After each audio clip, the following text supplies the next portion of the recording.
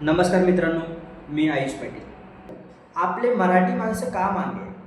सगळ्यात पहिलं रिस्क घ्यायला घाबरतात. कोणतं पण काम करायचं त्याच्या वेळेस 10 लोकांना विचारतात. अहो 10 लोकांनी विचारल्यानंतर 99% लोक काय सांगणार आहे? विरुद्धच सांगणार. जर तुम्ही एखादी बाईक घेताय, बाईक घेतल्यानंतर पण लोक म्हणते तू तो कलर कोणी घेतला, हा कलर काय घेतला. तुम्ही साधारण कपडे घ्यायचे असाल तर तुम्ही व्हाईट कलरचा शर्ट का घेतला, ब्लॅक कलर भारी दिसला असता. खूप लाईफमध्ये असे फुकटचे ॲडवाईस देणारे खूप लोक आहेत.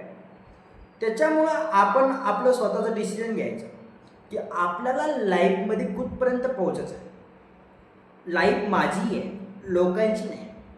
मी जर दुसऱ्याचं ऐकून जर लाईफ जगतोय तर काय फायदा. मी जर गाडी घेतली त्या गाडीचा ड्रायव्हर जर मी आहे आणि शेजारचा मला सांगतोय पुढं ब्रेक दाब, गिअर टाक, कुठे ना कुठे ठोकणारच झाली.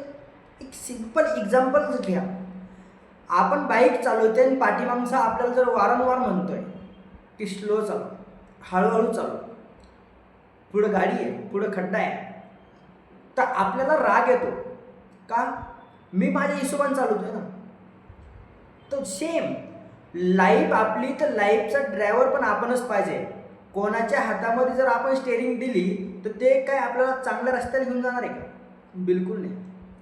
आणि राहिली गोष्ट एक, आपल्याला जर समोर जायचं असेल तर सगळ्यात मेन गोष्ट कोणाचं ऐकून चालणार नाही. इमानदारीनं आपण आपली मेहनत करत चालायचं. हे बघा, आज मी तुम्हाला एकच सांगतो, लाईफमध्ये प्रॉब्लेम येत राहतात. फॅमिली प्रॉब्लेम करू शकते, पैशाचा प्रॉब्लेम येऊ शकतो, जॉबमध्ये तर जॉबमध्ये जॉबचा बॉसचा प्रेशर असू शकते, टोटल ए टू झेड गोष्टी.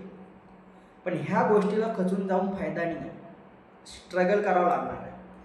गिवअप करायचं काम नाही. तुम्ही कोणत्या पण फील्डमध्ये असो, बिझनेसमध्ये असो, जॉबमध्ये असो, या सेल्फ एम्प्लॉय असेल, या सेल्फ बिझनेसमॅन असेल, कोणी असो. राहिली गोष्ट, जे पण डिसिजन घेतलेलं आहे त्या गोष्टीवरती जोपर्यंत सक्सेस होत नाही तोपर्यंत कायम टिकायचं.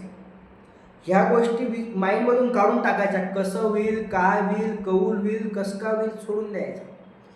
4 लोकांचं फुकटचं ॲडवाईस घेतल्यापेक्षा स्वतःचं डिसिजन घेऊन लाईफमध्ये समोर चाला. कोणत्याच गोष्टीचा प्रॉब्लेम येणार नाही.